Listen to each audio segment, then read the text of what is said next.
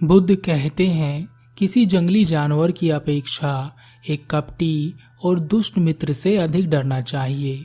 जानवर तो बस आपके शरीर को नुकसान पहुंचा सकता है, पर एक बुरा मित्र आपकी बुद्धि को नुकसान पहुंचा सकता है। एक बुरा मित्र ही आपको इस दशा में ला सकता है कि आपको ऐसा लगने लगे कि दुनिया बहुत बेकार है और यहाँ जीकर भी क्या फायदा।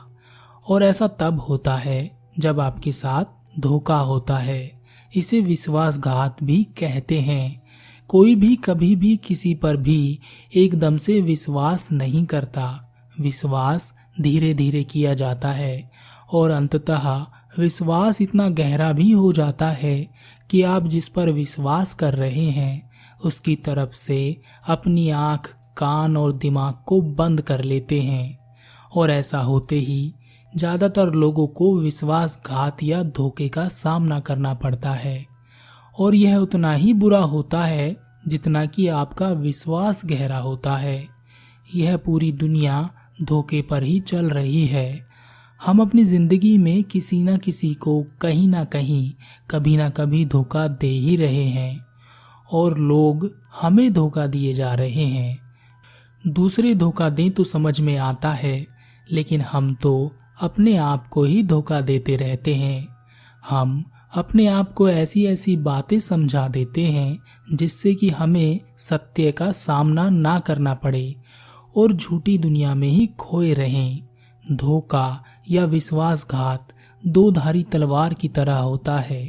आपको लगता है कि आप किसी और को धोखा दे रहे हैं, लेकिन यह धोखे की तलवार जितनी गर्दन सामने वाले की काटती है, उतनी ही गर्दन आपकी भी कटती है।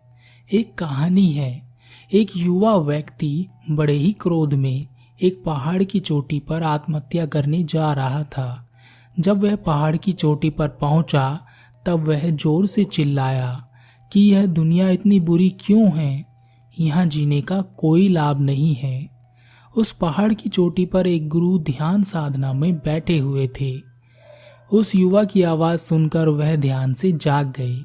युवा पहाड़ से कूदने ही वाला था कि गुरु ने उस युवा का हाथ पकड़कर पीछे खींच लिया और उससे पूछा, आगे कहाँ जा रहे हो? रास्ता खत्म हो गया है क्या? युवा ने कहा, कौन सा रास्ता? आगे रास्ता ही कहाँ है? मैं तो मरने जा रहा हूँ। गुरु ने कहा, मरना तो सभी को है एक दिन, लेकिन तुम्हें इतनी जल्दी क्यों है? युवा ने कहा, यह दुनिया अब रहने लायक नहीं है। यहाँ सभी लोग स्वार्थी हैं, केवल अपना ही स्वार्थ साधते रहते हैं। मैंने जिस पर भी विश्वास किया उसी ने मुझे धोखा दिया। कोई भी भरोसे के लायक नहीं है। ऐसी स्वार्थी दुनिया में जीकर भी क्या फायदा? इसलिए मैं आत्महत्या करने जा रहा हूँ। गुरु ने कहा, क्या तुम स्वार्थी नहीं हो? क्या तुम पर भरोसा किया जा सकता है? युवा ने कहा, मैंने अभी तक किसी को धोखा नहीं दिया। आप चाहे तो मेरे गांव में जाकर पूछ सकते हैं। लोग मुझे ही लूटते रहे, लेकिन अभी तक मैंने किसी को नहीं लूटा है। मैं किसी के साथ विश्वासघात नहीं करता। गुरु ने कहा, मैं तुम पर भरोसा नहीं कर सकता। तुम्हें ही मुझे विश्वास दिलाना होगा कि तुम एकदम सच्चे व्यक्ति हो। युवा ने कहा, और यह मैं कैसे करूं? गुरु ने कहा, तुम्हें मेरे साथ मेरे आश्रम में 1 वर्ष तक रहना होगा, तभी मैं जान पाऊंगा कि तुम वाकई में सच्चे व्यक्ति हो या तुम भी औरों की तरह झूठे और धोखेबाज हो। युवा ने कहा, ठीक है, जैसा आप कहें। वह गुरु उस युवा को अपने साथ अपने आश्रम ले आया और उस युवा को अपना शिष्य बना लिया। पहले दिन सुबह गुरु ने उस युवा से कहा, मुझे तुम पर भरोसा नहीं है, फिर भी जाओ और भिक्षा मांग कर लाओ। तब तक मैं तुम्हारे गुरु भाइयों को शिक्षा प्रदान करता हूँ। युवा ने गुरु को प्रणाम किया और वह भिक्षा मांगने चला गया। पहले दिन भिक्षा मांगने में उसे बड़ी तकलीफ हुई। उसके मुख से शब्द नहीं निकल रहे थे। उसके अहंकार को चोट लग रही थी। फिर भी एक अहंकार उसके अंदर पल रहा था कि उसे अपने गुरु को गलत साबित करना है। इसलिए उसने भिक्षा मांगी और भिक्षा मांगकर वापस गुरु के पास पहुंचा और उस भिक्षा को गुरु के समक्ष रख दिया। गुरु ने कहा, तुम थोड़े तो भरोसे के लायक हो। मुझे लगा नहीं था कि तुम भिक्षा मांग पाओगे। मेरे साथ मेरी कुटी में चलो, मैं तुम्हें कुछ दिखाना चाहता हूँ। गुरु शिष्य को अपनी कुटी में ले गया। वहां ऊपर मटकी में कुछ लटका हुआ था। गुरु ने कहा, यह मटकी देख रहे हो, इसमें जहर है और जहर भी ऐसा है कि किसी को दे दो तो व्यक्ति बड़े आराम से मर सकता है और किसी को यह पता भी नहीं चलता कि व्यक्ति की मृत्यु कैसे हुई। युवा ने कहा, यह आप सब मुझे क्यों बता रहे हैं? गुरु ने कहा, यह इसलिए मैं तुम्हें बता रहा हूँ कि कभी गलती से इसे खा मत लेना। कुछ दिन बाद गुरु अपने शिष्यों के साथ एक जंगल के रास्ते से गुजर रहे थे। तभी कुछ लुटेरों ने उन पर हमला कर दिया। सभी शिष्य इधर उधर भागने लगे, लेकिन उस युवा ने अपने गुरु को बचा लिया और वहां से बचाकर निकाल लाया। आश्रम में पहुंचकर गुरु ने उस युवा की बहुत प्रशंसा की और कहा कि तुम सबसे बेहतर तो यह मेरा नया शिष्य है। इसने अपनी जान पर खेलकर मेरी जान बचाई है। मुझे इस पर भरोसा है और विश्वास भी है। तब से गुरु रोज सुबह जब भी उस युवा से मिलते एक ही बात कहते कि मुझे तुम पर विश्वास है। धीरे धीरे गुरु का विश्वास उस युवा पर बढ़ता चला गया और इतना बढ़ गया कि एक दिन गुरु ने शिष्य को बुलाया और कहा, मेरा कोई पुत्र नहीं है, लेकिन तुम मेरे पुत्र जैसे हो। मैं बहुत बूढ़ा हो गया हूँ। मैं चाहता हूँ कि तुम मेरी मृत्यु के बाद इस आश्रम की बागडोर अपने हाथ में ले लो। गुरु ने सभी शिष्यों को बुलाया और यह घोषणा की कि मेरे बाद इस आश्रम का संचालन यह युवा शिष्य करेगा। एक एक करके दिन बीतने लगे। अब उस युवा शिष्य के मन में बेचैनी बढ़ने लगी। सुबह रोज वह यही देखता कि गुरु की सेहत पर कोई प्रभाव पड़ा या नहीं। वह जल्द से जल्द आश्रम को अपने कब्जे में लेना चाहता था और गुरु थे कि उनकी सेहत पहले से और बेहतर होती जा रही थी। उसकी रातों की नींद चली गई थी। वह रात भर यही सोचता रहता कि किस प्रकार गुरु को रास्ते से हटाया जाए और किसी को पता भी ना चले। कभी वह सोचता कि गुरु को नदी में धक्का दे दे, फिर सोचता कि गुरु तो अच्छे तैराक हैं, इससे बात नहीं बनेगी। फिर सोचता कि गुरु का गला दबाकर मार देता हूँ। सबको पता है कि मैं गुरु का विश्वास पात्र हूँ, इसलिए मुझ पर कोई संदेह भी ना करेगा। लेकिन फिर अगले पल सोचता, इससे बात बिगड़ भी सकती है। कोई ऐसा रास्ता निकालना पड़ेगा कि किसी को मुझ पर संदेह भी ना हो और सब यही सोचें कि भगवान को यही मंजूर था।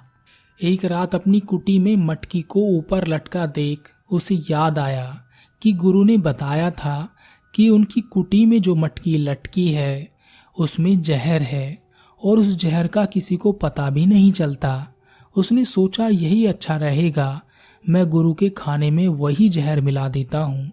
इससे किसी को संदेह भी ना होगा और यह आश्रम मेरे कब्जे में आ जाएगा।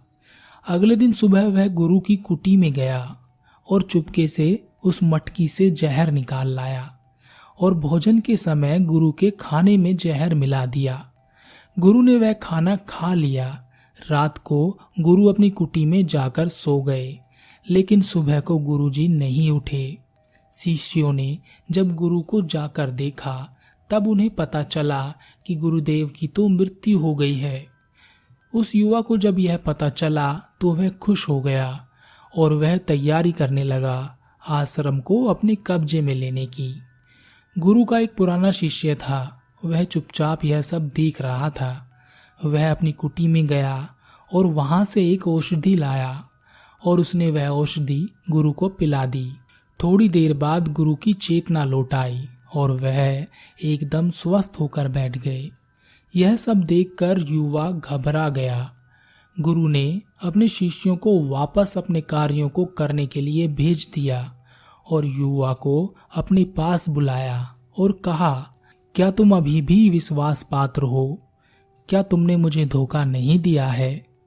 वह युवा गुरु के चरणों में गिर गया और उसने कहा, मैं नहीं जानता कैसे मुझसे यह हो गया है। मैंने आज तक किसी को धोखा नहीं दिया था। लोग मुझे ही धोखा दिया करते थे, पर पता नहीं क्यों और कैसे मैंने आपके साथ धोखा किया। गुरु ने कहा, तुम मुझे धोखा दे ही नहीं सकते थे, क्योंकि मैंने तुम पर कभी विश्वास किया ही नहीं। मैं किसी भी मनुष्य पर विश्वास नहीं करता। मैं अपने कान, आँख और दिमाग को खुला रखता हूँ। मुझे जो दिखता है मैं उसी पर भरोसा करता हूँ। और मुझे तुम में लालच दिखाई दे रहा था। यह लालच भी मैंने ही तुम्हें जानबूझ कर दिया था, क्योंकि विश्वासघात 3 चीजों पर टिका होता है: स्वार्थ, लालच और ईर्ष्या। युवा ने कहा, गुरुदेव, मैं इन सब से कैसे बच सकता हूँ? गुरु ने कहा, अपने आप को पढ़ो, अपने आप को जानो। मनुष्य के भीतर असीम संभावनाएं हैं। वह कुछ भी हो सकता है। और जब भी तुम कुछ होने जा रहे हो, तब अपने आप पर ध्यान दो कि तुम क्यों बदल रहे हो, कौन तुम्हें बदल रहा है, क्या बदलाव अच्छा है। युवा ने गुरु को प्रणाम किया और उनसे कहा कि मैं आपका ही शिष्य बनकर रहना चाहता हूँ और मैं इस ज्ञान को प्राप्त करना चाहता हूँ कि मैं कौन हूँ, क्या हूँ और कैसे मैं बदल जाता हूँ। हमारे आसपास आपको ऐसे बहुत से लोग मिल जाएंगे जो मिसाल हैं कि उन्होंने कभी भी किसी भी स्वार्थ, लालच और ईर्ष्या में आकर कभी भी किसी को भी धोखा नहीं दिया। धोखा आदमी तभी दे पाता है जब वह यह समझने लगता है कि वह जो कर रहा है उसे कोई नहीं देख रहा और किसी को इसका पता भी नहीं चलेगा, और जो वह कर रहा है वही सही है। अपने आप को बचाने के लिए वह तर्क और दे देता है कि मैं तो कुछ कर ही नहीं सकता था, यह तो मेरी मजबूरी थी। जब आप किसी को धोखा देते हैं तो याद रखें, उस व्यक्ति की आंतरिक चेतना को हम ठेस पहुंचा देते हैं और वह इतनी बुरी तरह आहत हो जाती है कि उसका भरोसा सभी से उठ जाता है और वह अपने आप को अकेला महसूस करने लगता है। इसलिए अगर आप चाहते हैं कि आप धोखा ना खाएं, तो हमेशा अपने आँख, कान और दिमाग को खुला रखें। लोगों पर भरोसा करें, लेकिन ज़रूरत से ज़्यादा नहीं। हमेशा अपने जीवन से जुड़ी हर चीज को अपने हाथ में ही रखें। अपने जीवन की बागडोर किसी दूसरे के हाथ में ना दें और बीच बीच में अपने आप की भी जांच पड़ताल करते रहें कि जिस चीज़ से आप बचना चाह रहे हैं, कहीं वही काम तो आप दूसरों के साथ नहीं कर रहे हैं। और जब भी कोई आपको धोखा दे तो मायूस ना हो। यह सभी चीज़ें हमें कुछ ना कुछ सिखाने के लिए ही होती हैं।